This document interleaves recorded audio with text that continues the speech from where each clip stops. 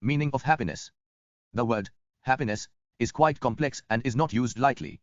Happiness is an aspiration of every human being and can also be a measure of social progress. Yet, are the citizens of different countries happy? If they are not, what if anything can be done about it? The key to proper measurement must begin with the meaning of the word happiness. As per the WER 2013, the problem, of course, is that happiness is used in at least two ways. I, as an emotion, were you happy yesterday? And 2, as an evaluation, are you happy with your life as a whole? If individuals were to routinely mix up their responses to these very different questions, then measures of happiness might tell us very little. Changes in reported happiness used to track social progress would perhaps reflect little more than transient changes in emotion. Or impoverished persons who express happiness in terms of emotion might inadvertently diminish society's will to fight poverty.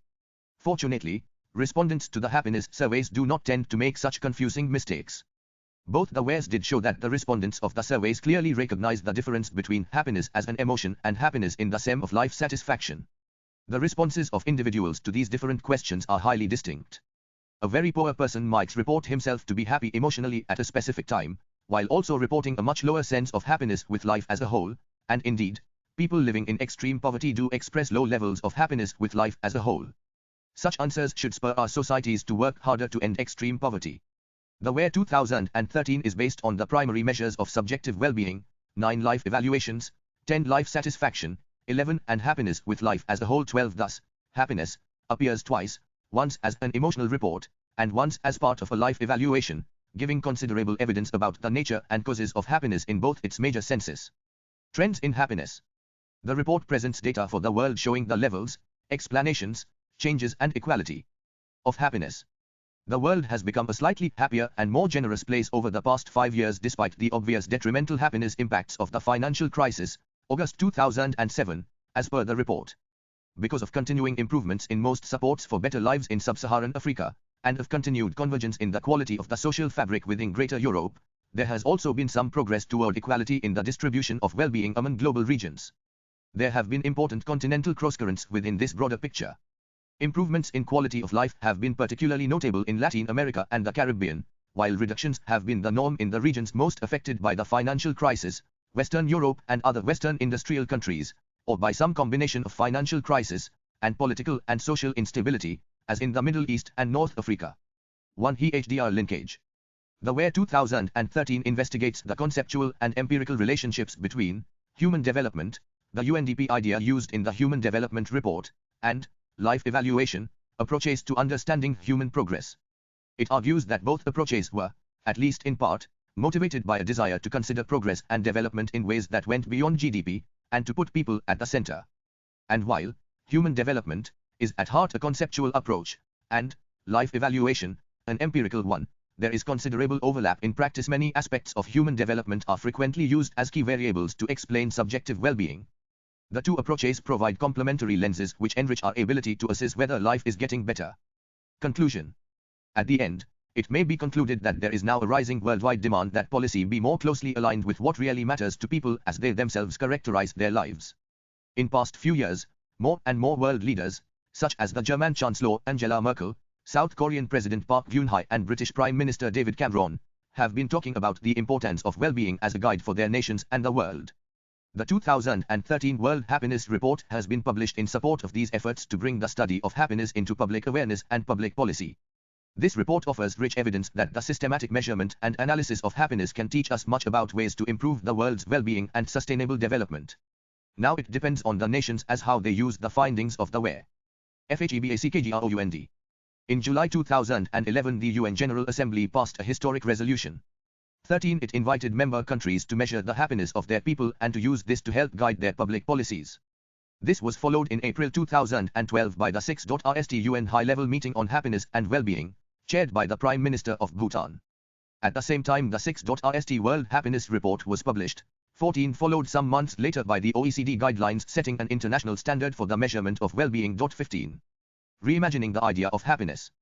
Search for a happier life for humanity has been the ultimate aim of not only saints, seers, and philosophers but of economists too.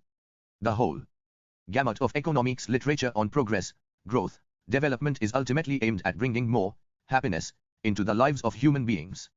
Over the time, diverse ideological currents impressed upon the humanity to take variety of meanings out of the highly subjective term happiness, and finally, the humanity is where it is today.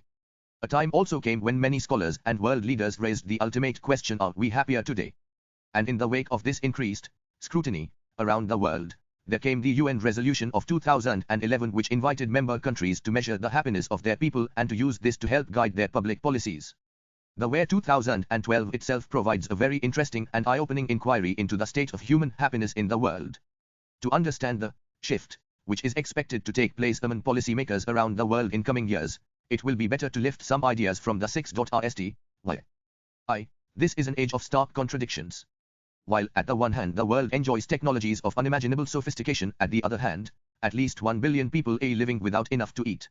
The world economy is propelled to soaring new heights of productivity through ongoing technological and organizational advances, yet it is relentlessly destroying the natural environment in the process.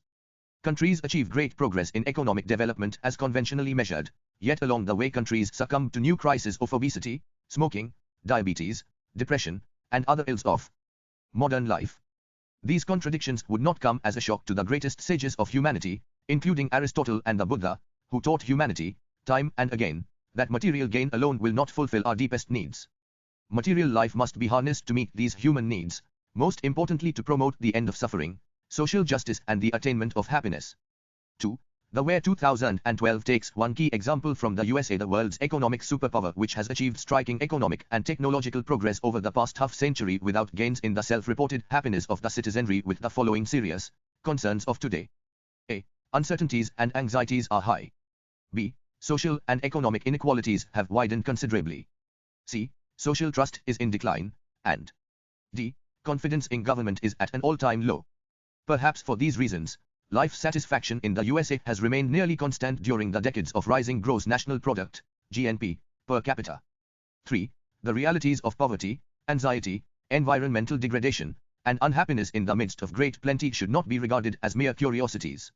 They require our urgent attention, and especially so at this juncture in human history. For we have entered a new phase of the world, termed the Anthropocene 17 by the world's Earth system scientists. The Anthropocene will necessarily reshape our societies. If we continue mindlessly along the current economic trajectory, we risk undermining the Earth's life support system's food supplies, clean water and stable climate necessary for human health and even survival in some places. In years or decades, conditions of life may become dire in several fragile regions of the world. We are already experiencing deterioration of life support systems in the dry lands of the Horn of Africa and parts of Central Asia. On the other hand, if we act wisely, we can protect the Earth while raising quality of life broadly around the world. We can do this by adopting lifestyles and technologies that improve happiness, or life satisfaction, while reducing human damage to the environment. Sustainable development is the term given to the combination of human well-being, social inclusion and environmental sustainability. There is no doubt in concluding that the quest for happiness is intimately linked to the quest for sustainable development. For material gain typically makes a lot of sense. Higher household income, or higher per capita GNP, generally signifies an improvement in the life conditions of the poor. The poor suffer from dire deprivations of various kinds, lack of adequate food supplies, remunerative jobs, access to health care, safe homes, safe water and sanitation, and educational opportunities. As incomes rise from very low levels, human well-being improves. Not surprisingly, the poor report a rising satisfaction with their lives as their meager incomes increase. On the opposite end of the income spectrum, for most individuals in the high-income world, the basic deprivations have been vanquished. There is enough food, shelter, basic amenities, such as clean water and sanitation, and clothing to meet their daily needs. In fact, there is a huge surfeit of amenities above basic needs. Poor people would swap with rich people in a heartbeat. Yet all is not well. 1. He conditions of Luens have created their own set of traps. Most importantly, the lifestyles of the rich imperil the survival of the poor. Human-induced climate change is already hitting the poorest regions and claiming lives and livelihoods. It is telling that in much of the rich world, affluent populations are so separated from the poor that there is little recognition, practical or moral, of the adverse spillovers, or externalities, from their own behavior. Affluence has also created its own set of afflictions and addictions, problems, obesity, adult-onset diabetes, tobacco-related illnesses, eating disorders such as anorexia and bulimia, psychosocial disorders, and addictions to shopping, TV and gambling, are all examples of disorders of development. So too is the loss of community, the decline of social trust and the rising anxiety levels associated with the vagaries of the modern globalized economy, including the threats of unemployment or episodes of illness not covered by health insurance in the United States, and many other countries. 6. Higher average incomes do not necessarily improve average well-being, the US being a clear case in point, as noted famously by Professor Richard Easterlin 18, where GNP per capita has risen by a factor of 3 since 1960, while measures of average happiness have remained essentially unchanged over the half-century. The increased US output has caused massive environmental damages, notably through greenhouse gas concentrations and human-induced climate change, without doing much at all to raise the well-being even of Americans. Thus, we don't have a trade-off between short-run gains to well-being versus long-run costs to the environment. We have a pure loss to the environment without offsetting short-term gains. The paradox that Easterlin noted in the US was that at any particular time richer individuals are happier than poorer ones, but over time the society did not become happier as it became richer. This is due to 4 reasons. A. Individuals compare themselves to others. They are happier when they are higher on the social, or income, ladder. Yet when everybody rises together, relative status remains unchanged. B. The gains have not been evenly shared, but have gone disproportionately to those at the top of the income and education distribution. C. The other societal factors, insecurity, loss of social trust, declining confidence in government, have counteracted any benefits felt from higher incomes. D. Individuals may experience an initial jump in happiness when their income rises, but then at least partly return to earlier levels as they adapt to their new higher income. 7. These phenomena put a clear limit on the extent to which rich countries can become happier through the simple device of economic growth. In fact, there are still other general reasons to doubt the formula of ever-rising GNP per person as the route to happiness. While higher income may raise happiness to some extent, the quest for higher income may actually reduce one's happiness. In other words, it may be nice to have more money but not so nice to crave it. Psychologists have found repeatedly that individuals who put a high premium on higher incomes generally are less happy and more vulnerable to other psychological ills than individuals who do not crave higher incomes. Aristotle and the Buddha advised humanity to follow a middle path between asceticism on the one side and craving material goods on the other. 8. Another problem is the creation of new material wants through the incessant advertising of products using powerful imagery and other means of persuasion. Since the imagery is ubiquitous on all of our digital devices, the stream of advertising is more relentless than ever before. Advertising is now a business of around $500 billion per year. Its goal is to overcome satiety by creating wants and longing, where none previously existed. Advertisers and marketers do this in part by preying on psychological weaknesses and unconscious urges. Cigarettes, caffeine, sugar, and trans fats all cause cravings if not outright addictions. Fashions are sold through increasingly explicit sexual imagery. Product lines are generally sold by associating the products with high social status rather than with real needs. 9. The thinking of becoming happier by becoming richer is challenged by the law of diminishing marginal utility of income. 19. After a certain point, the gains are very small. This means that poor people benefit far more than rich people from an added dollar of income.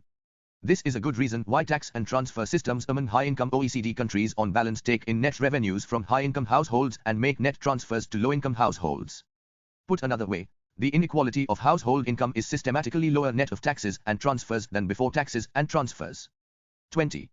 Kissed Smiley. The Western economist's logic of ever-hidden is built on a vision of humanity completely at variance with the wisdom of the sages, the research of psychologists, and the practices of advertisers. The economist assumes that individuals are rational decision makers who know what they want and how to get it, or to get as close to it as possible given their budget. Individuals care largely about themselves and derive pleasure mainly through their consumption. The individual's preferences as consumers are a given or change in ways actually anticipated in advance by the individuals themselves.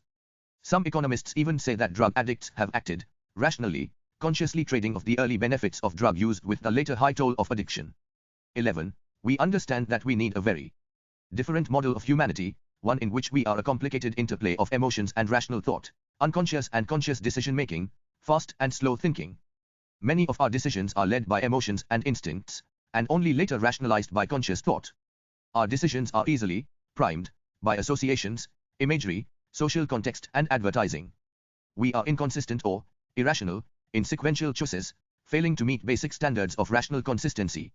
And we are largely unaware of our own mental apparatus, so we easily fall into traps and mistakes. Addicts do not anticipate their future pain. We spend now and suffer the consequences of bankruptcy later. We break our diets now because we aren't thinking clearly about the consequences. We also understand, again, that we are social animals through and through. We learn through imitation, and gain our happiness through meeting social norms and having a sense of belonging to the community. 12. Human beings feel the pain of others and react viscerally when others are sad or injured. We even have a set of mirror neurons that enable us to feel things from the point of view of others. All of this gives us a remarkable capacity to cooperate even with strangers, and even when there is little chance of reward or reciprocity, and to punish non-cooperators, even when imposing punishment on others is costly or puts us at risk ourselves. Of course, there are limits to such cooperation and fellow feeling. We also cheat, bluff, deceive, break our word, and kill members of an outgroup. We engage in identity politics, acting as cruel to outsiders as we are loving to our own group. All these lessons of human nature matter more than ever, more even than when the Buddha taught humanity about the illusions of transient pleasures, and the Greeks warned us against the tempting siren songs that could pull us off our life's course. For today we have more choices than ever before. In the ancient world, the choice facing most of humanity most of the time was little choice indeed to work hard to secure enough to eat, and even then to face the risk of famine and death from bad weather or bad luck. 13. Today, we face a set of real choices. Should the world pursue GNP to the point of environmental ruin, even when incremental gains in GNP are not increasing much, or at all, the happiness of affluent societies? Should we crave for higher personal incomes at the cost of the community and social trust? Should our governments spend even a tiny fraction of the $500 billion or so spent on advertising each year to help individuals and families to understand better their own motivations, wants and needs as consumers? Should we consider some parts of our society to be off bounds to the profit motive, so that we can foster the spirit of cooperation, trust, and community? A recent analyst 21 of Finland's school system, for example, writes that Finland's excellence, ranking near the top of international comparisons in student performance, has been achieved by fostering a spirit of community and equality in the schools. This is in sharp contrast to the education reform strategy at work in the US, where the emphasis is put on testing, measurement, and teacher pay according to student test performance. The introspecting studies of the WER 2012 simply conclude that there are enough reasons to believe that we need to rethink the economic sources of well-being, more so even in the rich countries than in the poor ones. High-income countries have largely ended the scourges of poverty, hunger and disease. Poor countries rightly yearn to do so. But after the end of poverty, what comes next? What are the pathways to well-being when basic economic needs are no longer the main drivers of social change? What will guide humanity in the Anthropocene, advertising, sustainability, community or something else? What is the path to happiness? Most people agree that societies should foster the happiness of their citizens. The founding fathers of the US recognized the inalienable right to the pursuit of happiness. British philosophers talked about the greatest good for the greatest number. Bhutan has famously adopted the goal of gross national happiness, GNH, rather than gross national product. China champions a harmonious society. Yet most people probably believe that happiness is in the eye of the beholder, an individual's choice, something to be pursued individually rather than as a matter of national policy. Happiness seems far too subjective, too vague, to serve as a touchstone for a nation's goals, much less its policy content. That indeed has been the traditional view. Yet the evidence is rapidly changing this view. A generation of studies by psychologists, economists, pollsters, sociologists and others have shown that happiness, though indeed a subjective experience, can be objectively measured, assessed, correlated with observable brain functions, and related to the characteristics of an individual and the society. Asking people whether they are happy or satisfied with their lives offers important information about the society. It can signal underlying crises or hidden strengths. It can suggest the need for change. Such is the idea of the emerging scientific study of happiness, whether of individuals and the choices they make, or of entire societies and the reports of the citizenry regarding life satisfaction. The WER 2012 summarizes the fascinating and emerging story of these studies on two broad measurements of happiness. I. The ups and downs of daily emotions, and 2. An individual's overall evaluation of life. The former is sometimes called affective happiness, and the latter, evaluative happiness. This is important to know that both kinds of happiness have predictable causes that reflect various facets of our human nature and our social life. Affective happiness captures the day-to-day joy of friendship, time with family, and sex, or the downsides of long work commutes and sessions with one's boss. Evaluative happiness measures very different dimensions of life, those that lead to overall satisfaction or frustration with one's place in society. Higher income, better health of mind and body, and a high degree of trust in one's community, social capital, all contribute to high life satisfaction.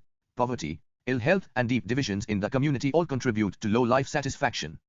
Happiness differs systematically across societies and over time, for reasons that are identifiable, and even alterable through the ways in which public policies are designed and delivered.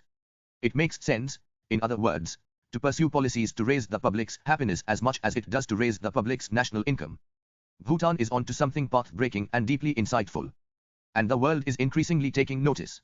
A household's income counts for life satisfaction, but only in a limited way. Other things matter more. I. Community trust. 2. Mental and physical health. And 3. The quality of governance and rule of law. Raising incomes can raise happiness, especially in poor societies, but fostering cooperation and community can do even more, especially in rich societies that have a low marginal utility of income. It is no accident that the happiest countries in the world tend to be high-income countries that also have a high degree of social equality, trust and quality of governance. In recent years, Denmark has been topping the list. And it's no accident that the US has not experienced rise of life satisfaction for half a century, a period in which inequality has soared, social trust has declined, and the public has lost faith in its government. It is, of course, one thing to identify the correlates of happiness, and quite another to use public policies to bring about a society-wide rise in happiness, or life satisfaction. That is the goal of Bhutan's GNH, and the motivation of an increasing number of governments dedicated to measuring happiness and life satisfaction in a reliable and systematic way over time. The most basic goal is that by measuring happiness across a society and over time, countries can avoid happiness traps such as in the USA in recent decades, where GNP may rise relentlessly while life satisfaction stagnates or even declines. The idea of GNH in Bhutan tells a story of exploration and progress since its king declared, 1972, the goal of happiness over the goal of wealth. For Bhutan, happiness became much more than a guidepost or inspiration, it became an organizing principle for governance and policy making as well. The Gnh Index is the 6th of its kind in the world, a serious, thoughtful and sustained attempt to measure happiness, and use those measurements to chart the course of public policy. It is believed that in coming years many more countries in the world will be taking clues from Bhutan and the recently published 2 World Happiness Reports.